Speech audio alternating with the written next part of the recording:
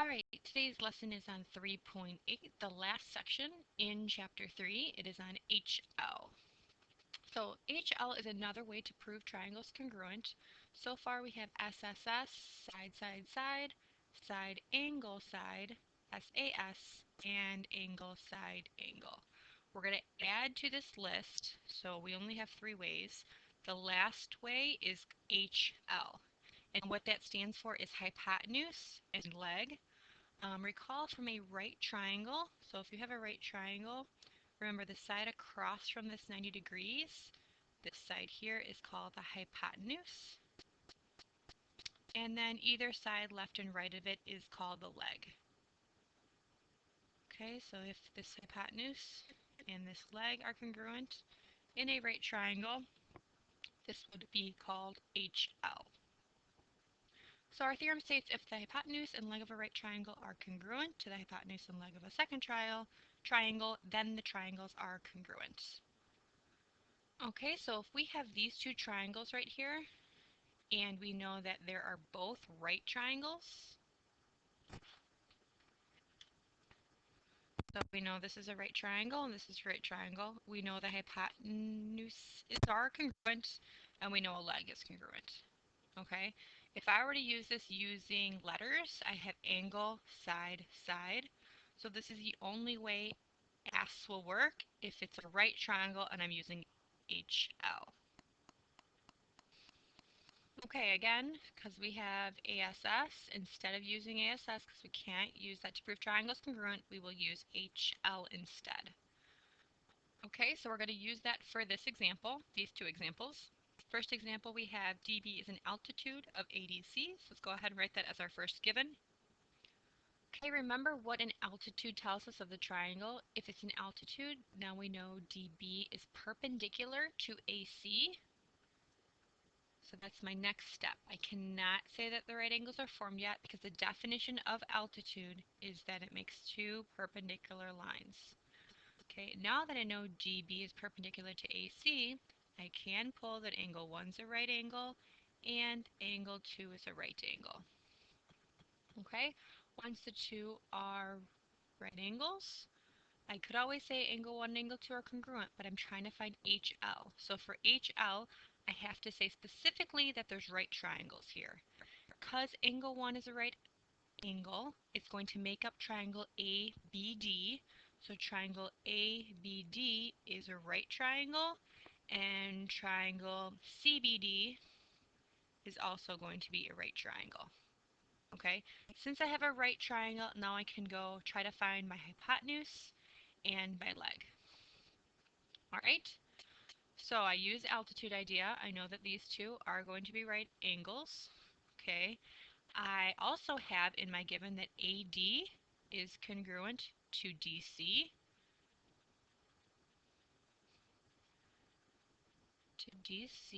So that is going to be my H. Okay, now I'm going to look for a leg. So I used both givens. What can I pull from the diagram? Reflexive side or vertical angles. Looks like this one's going to have reflexive side. I have DB is congruent to DB, and that's my leg. Okay, now I have HL. So once I have the two triangles are right triangles, and my hypotenuse and leg, I am done with the proof, and I can now say that triangle ABD, remember order is important here, so if I start with A, I have to start with C, triangle CBD, and I'm not finished because it does not say the triangles are congruent, it wants the angles, so I'm going to pull from the triangles congruent that the angles are congruent, and that's my last step. Hopefully you know that's CPCTC. Okay, let's go back and number everything. Okay, so reason number one is definition of an altitude. Remember the definition of altitude shows that two lines are going to be perpendicular. Step two, definition of perpendicular. Step three, how do I know a right angle is going to be a right triangle? Because I know the definition of a right triangle. Okay, this is a new reason. We haven't had this one before, but in order to do HL, we need to know that the two triangles are right triangles. 4 is reflexive. That's an oldie but goodie. 5 is HL, and 6 is CPCTC. Okay, so there's another reason to prove triangles congruent. It's not SSS, SAS, nor ASA. It is HL. We only use those for right triangles. Okay, if you'd like to try the next example on their own, there are 5 reasons. Go ahead and try it if you want to pause it now. If not, I'm going to go through it with you together. Alright, in this example, I am going to use HL. They give me AC is congruent to DE. BE is congruent to AF. Angle 3 is a right angle. Angle 4 is a right angle. And I want to try to prove angle 5 and angle 6 are congruent. Okay, so let's start with AC and DE. Go ahead and write that down. Okay, so you want to ask yourself, is AC going to be a whole entire side of a triangle? No, it is not. It is a part of a triangle, so we kind of want to add AC with another part. If we add AC in CD, we end up getting a whole side. And if we add DE in CD, we end up getting a whole side of this triangle here. So I'm going to say CD is reflexive because that's what I want to add to both pieces. And I end up getting AD is congruent to EC. Okay? Now, that's going to be a leg of the triangle.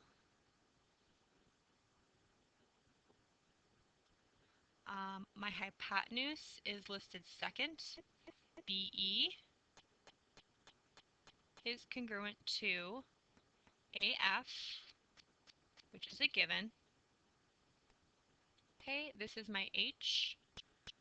So if you want to put an arrow in those two, it is HL, but I wrote the L first. Not a big deal. I also have angle 3 and angle 4 are right. So if angle 3 is a right angle and angle 4 is a right angle, what I can pull from those two is the right triangles. Remember, in order to do HL, you need to tell me that triangle ADF is right and triangle, let's see if I start with ADF, we're going to start with here, ECB.